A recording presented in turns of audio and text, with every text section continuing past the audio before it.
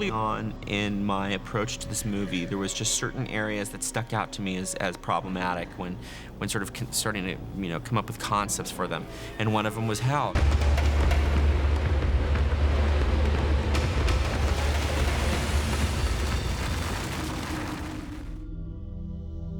The original script, hell is a black void, and it was like the ground was like an oil slick, and there were some bones lying around. I thought, that's all been kind of done before. What would make it more relatable? And I thought, because I'm approaching everything in a sort of a realistic way, it'd be really interesting to give a real geography to hell. Francis had done a lot of visual homework to really set up what he wanted. He showed me pictures, he had a lot of references. He wanted hell to be a freeway from the get-go. There's also a little bit of a joke of, the LA freeway system being hell. I had an idea early on about what I thought hell should look like, and in one of my first meetings with Francis and Naomi Shohan, I suggested that hell look like that moment when the heat wave from the nuclear blast hits everything just before the shock wave, which blows it all apart. And when the heat wave hits, things stream off violently, they melt, they catch fire, they start to blow apart, but they aren't really disintegrating until the shock wave hits. And I said, maybe hell is that moment during a nuclear blast, but it lasts forever. And I thought that was just great. I mean, that just kind of finished it all off. So you just have this insane, super directional wind. We had videos of nuclear tests, the ones that they did in White Sands. We also had a videotape from a place that researches decomposition of bodies. So we looked at decay and destruction. Naomi started working on design sketches for what hell might look like, and in the end, we came up with the hell that you're going to see in the movie. By the time that we started working with Mike and Francis, a lot of the conceptual work had been done for the Hell Freeway. They'd done storyboards and illustrations and even some animatic work.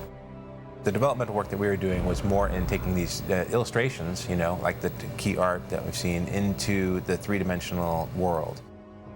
To create the hell environment, we used virtually every trick in the book. It goes up and down.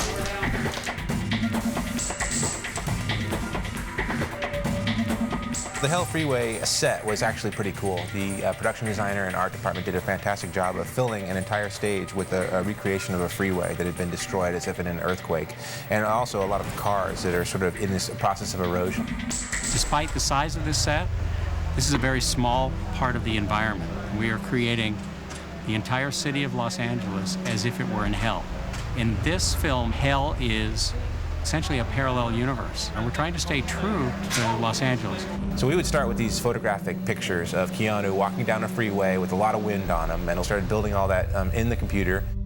Everything you see that's here, all the cars, whatever you're looking at, will actually be replaced by CG objects. Because as the wind blows, all of this erodes. The husks of cars that have gotten so light and been so eroded are blowing through the air like tumbleweeds. So the art department had one row of gigantic Ritter fans like 6-foot diameter blades, just constantly blowing. Originally the plan was to put a lot of Fuller's earth or like dirt in the air so that the scene would be really thick atmospherically, but for a lot of reasons, health being one of the more foremost, we weren't able to do that.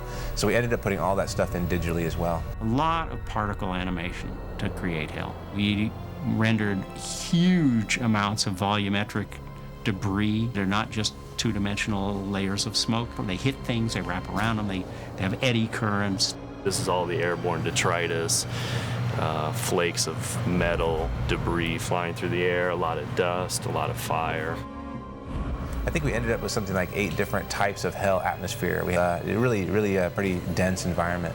From there, we take all those elements, we start packaging them together in the compositing stage. We also add a lot of things like heat distortion, or sometimes throw some of the elements out of focus to simulate a camera's depth of field, add flashes and lighting effects, just put all the elements it takes to create a hell shot together. I just pulled a soldier demon out of a little girl. Looked like he was trying to come through.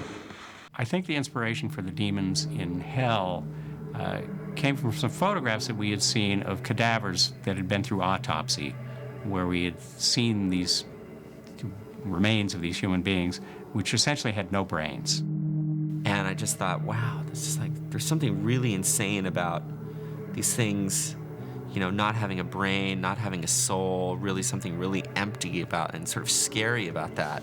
And I just thought that that was really kind of a cool, weird approach to these kind of, you know, automatons. We wanted the demons in hell to not just be frightening, we wanted them to appear to have a lot of weakness. We wanted them to seem almost like they weren't smart enough to know anything except they had to devour humans who came to hell. And they were sort of pathetic about the way they went about it. You know, they had to do it in groups and they were kind of sad looking. So they all have really bad sort of curvature of the spine, and they're all really skinny with these really bloated bellies. With the help of the guys at Stan Winston's studio, we set about designing the creatures for the movie. And Stan's guys built a puppet of one of these creatures, which was used in a couple of the shots. They did a great job. And the detail that they brought in was just amazing. Every other shot in hell or anywhere else where these demons appear, the demons are computer graphic. With the scavengers, what we needed to happen was for it to start off relatively slowly, like the creatures are stalking Keanu at the very beginning, and then for it to progress into this crescendo at the end where it's this mad chaos. Because they don't have eyes, we had to use other senses, like their sense of smell and also their sense of touch. So we have them, you know, they're sniffing the air. That also helped us develop the personality of these creatures.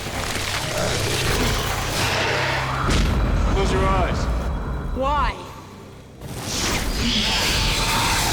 We created another species of demon called Cephalobites. Every single scene of a cephalite in the movie is computer generated.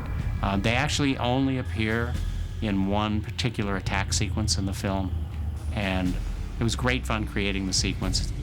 The inspiration for these characters came from a bar I went into in Yugoslavia, and we were given drinks in stemware with the stems broken off.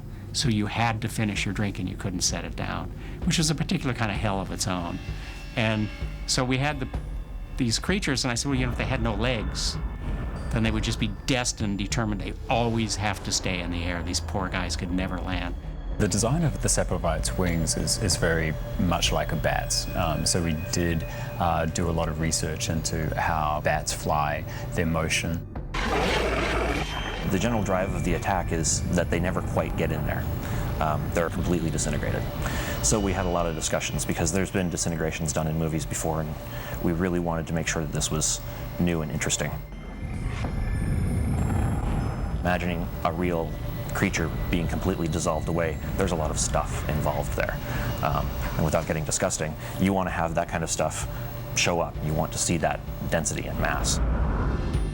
We talked about the wing panels and how they would dissolve differently because they're these very thin, leathery kinds of things, as opposed to the wing bones and wing structures, and then compare that to the bodies.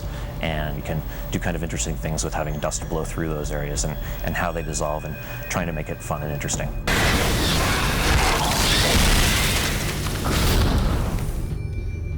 This is a sign of Mammon. Initially, Mammon had a very, very brief appearance in the film. The Stan Winston guys built a Mammon puppet because all we had to do was just a little shock cut. And then it turned out his part grew because his performance was so good, I suppose. Francis liked the idea of Mammon and what we could do with him. So we created Mammon in CG at Tippett Studios. And he walks into a scene in Hydrotherapy Hell. And then we see him later through the skin of Rachel, but much more pronounced and much more clearly than we'd ever anticipated. So he wound up with a bigger part. And I understand his agent is negotiating for more money right now, I'm not sure. Mammon was a really interesting character, beautifully designed. Right off the bat, you notice that he has this real sense of evilness to him. He has these two big club feet. He has a gammy eye, it's like it's been fused over. He has this one bulbous eye, and also he's very pale and emaciated, but he just has this real presence of being extremely evil. Francis wanted him to look frightening, but not overpowering. Definitely like a son, you know, the child of Satan, but certainly big enough and strong enough and evil enough to carry the day. In the one shot where Mammon is actually coming towards Angela, we needed the start of the shot to seem almost non-assuming.